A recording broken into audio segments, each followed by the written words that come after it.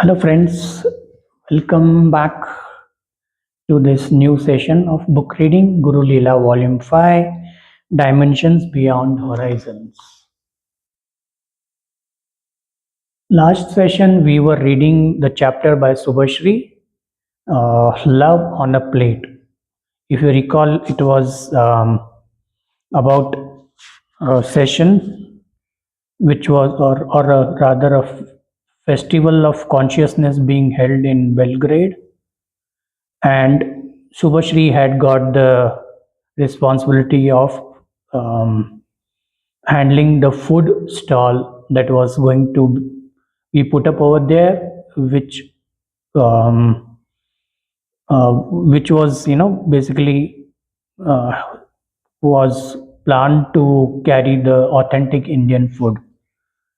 We did see that how the preparation started, and then there were some hurdles which went away, which were taken care by the grace of Mohanji, and everything seemed to be falling in place. And then just 2 days before leaving for Belgrade, Meena, who was also supporting Subhashri in this initiative, she called and informed Subhashri that all the cooks and volunteers helping in the food preparation need to take a hygiene test and a certificate, and this could be done only in one center, and it will take 7 days.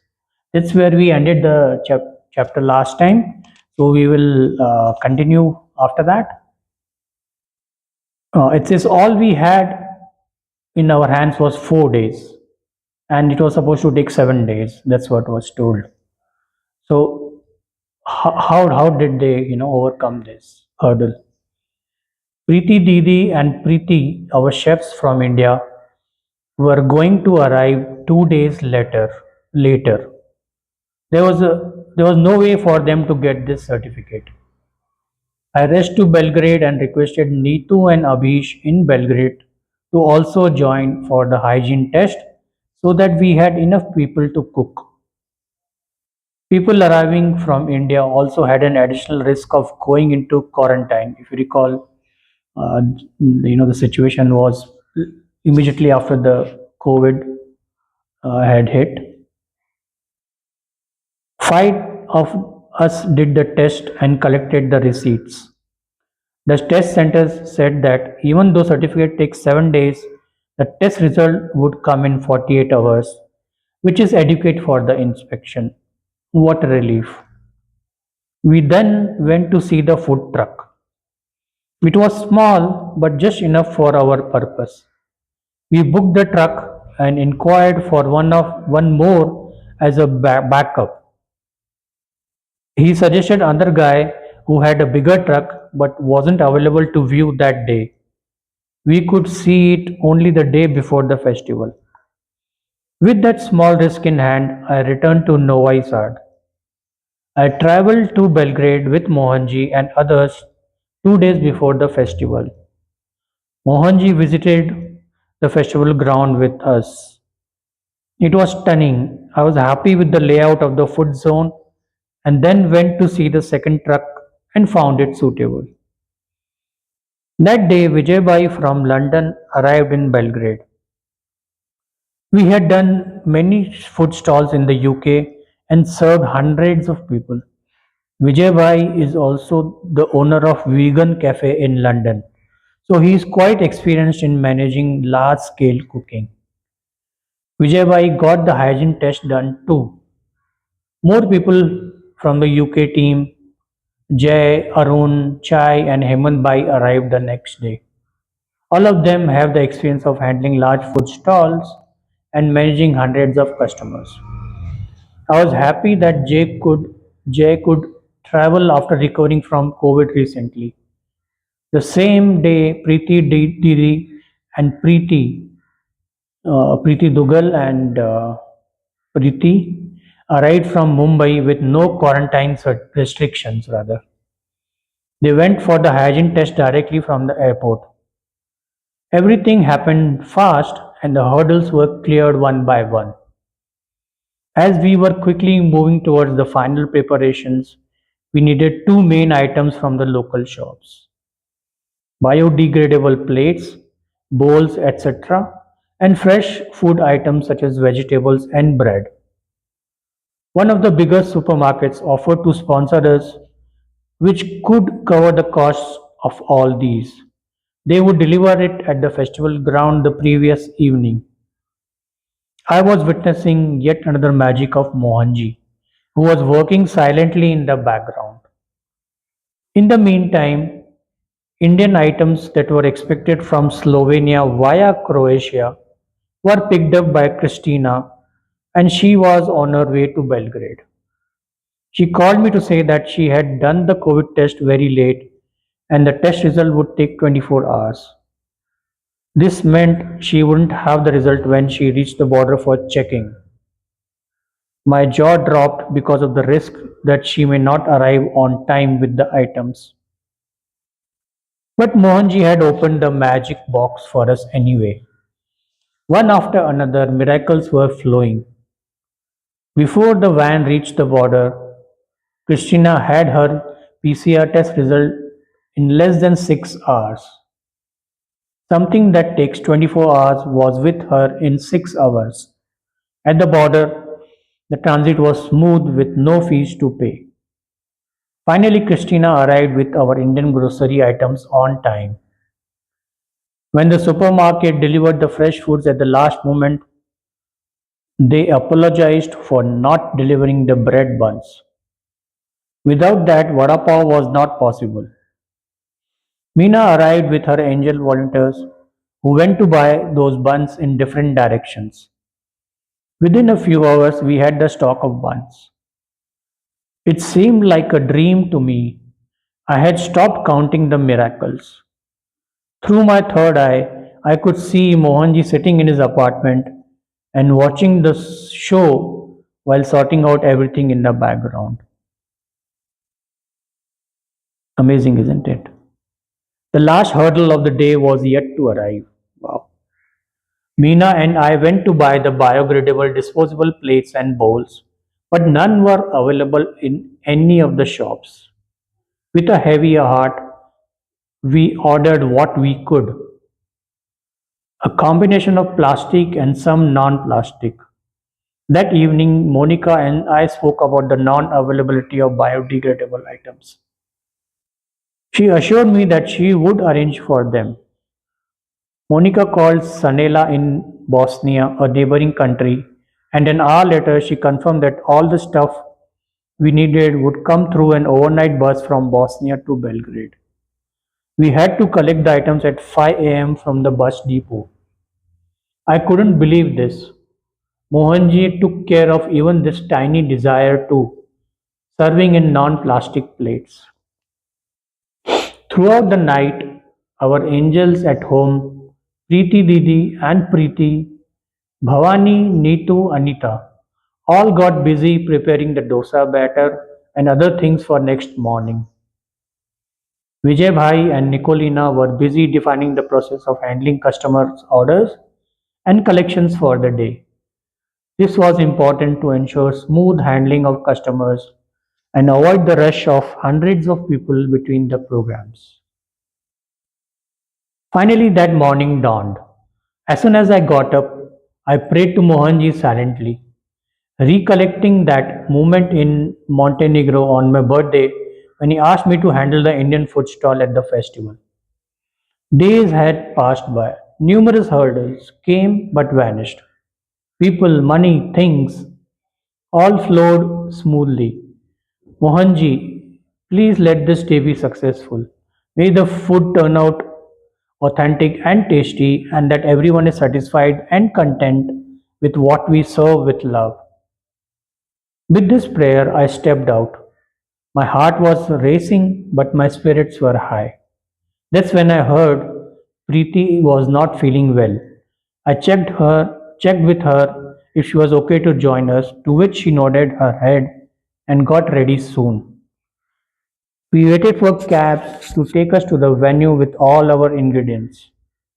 Most of the things were sent off with people in different cabs, but none of the cabs were ready to take our boxes of dosa batter. Vijay Bhai was with me and we were worried. I called out to Mohanji in my head, "You wanted us to serve dosa to people, right? Then help us take this batter to the venue, please. We are getting late." Before I finished my last word, an estate cab arrived. No questions asked. The driver opened the car's boot and Vijay Bhai placed the two boxes of batter in there. I sighed in relief and said, "Thank you, Mohanji. Sorry for scolding you." We arrived at the festival ground. Both the food trucks were open. Our cooking team started working in the trucks. While Preeti Didi, Preeti and Anita went on the big truck to make vada pav, poha, etc., Neetu, Alexandra, and I got onto the smaller truck, the first one that we had confirmed. I was excited to get onto the truck to make the dosas. With her volunteers, Meena went into the marquee behind for the food prep and sandwich making. I tried to ignite the gas stove but had no luck. There was another electric hob that didn't work either. There was a pancake electric hot plate, but it was impossible to maintain the right temperature needed for dosas. I looked outside, imagining Mohanji was somewhere around and feeling his presence. I uttered, "Mohanji, dosas are not happening," looking at the two huge boxes full of batter. The potato filling for masala dosas was ready. Alexandra was busy making the coconut chutney. But what about the gas hob? Without it, how would I make the dosas? Thoughts were racing in my head while trying to manage the very moody hot plate. Thankfully, Neetu in our truck ensured that we had no break from laughing loudly at her silly jokes. But trust me, it was helping. I continued my conversation with Mohanji in my head. If you really want all the people to enjoy our favorite dosas, then you have to do something. Soon the technical helper came and he started the gas hob but with one weak burner. Between the two not so perfect cookers, we kept making dosas. In the meantime, the other truck was busy. Poha was ready, vada pav was being made, bhajiyas were getting ready, all mouth-watering dishes. People started to come. The food zone was getting busy. Our customer care team, led by Vijay Bhai and others, efficiently managed the crowd, orders, and delivery. As the people were relishing the food served from the other truck, I managed the dosa in a critical balance between the heat and time. No one outside had any clue what was going inside the truck. Because dosas were being served, smiles were on our faces all the time. Thanks to Neetu and Jay occasionally coming to us with their funny remarks. The whole atmosphere was fun filled. The weather, the aroma in the air, the smiles on people's faces lifted my spirits. Our food zone was busy, volunteers were super busy, and the joy was unlimited. Mohanji came not once but a few times. He enjoyed the dosas, vada pav, all his favorites. I didn't have to ask him, "Is the taste good?" His face said it all. From time to time, he would bring special guests over to our stall. He would even explain to them about the food. I was very happy when I realized that Mohanji was satisfied and that we had made him proud. Throughout the day, these moments kept flowing. People kept coming, relishing the food, appreciating and praising, clicking photos. All that mattered was their contentment. One statement was ringing in my head all the time. The food should be authentic and tasty. Let the Europeans know what Indian food really is. At one point, I sneaked out of the dosa truck and went to the other one and saw Preeti Didi standing under the direct heat of the sun near two large fryers busy making yummy bhajiyas. I could feel the physical strain she must be experiencing, but neither her face nor the food showed any indication of these. Preeti, who was unwell in the morning, was busy serving vada paos to the people while engaging them with her interesting talks. Anita was quietly making yummy poha. I wondered for a moment, what would have happened if we didn't take this big truck at the last moment and just had the small one as originally planned. Mohanji's invisible hands had saved us from a disaster. I then walked to the marquee in the back where the Serbian troop under the able command of Mina had a spread of fish, colorful salads, wraps, and sandwiches. Wow, I felt this was heaven. We had fun going through the panic situation. We had even more fun cooking. We took a chance to run to the stage area where our dear Jelena and troop were filling the air with their magical singing, and we danced with our aprons and caps on. By the way, police and inspector did turn up, but they just enjoyed some food, went away without asking for our hygiene certificates.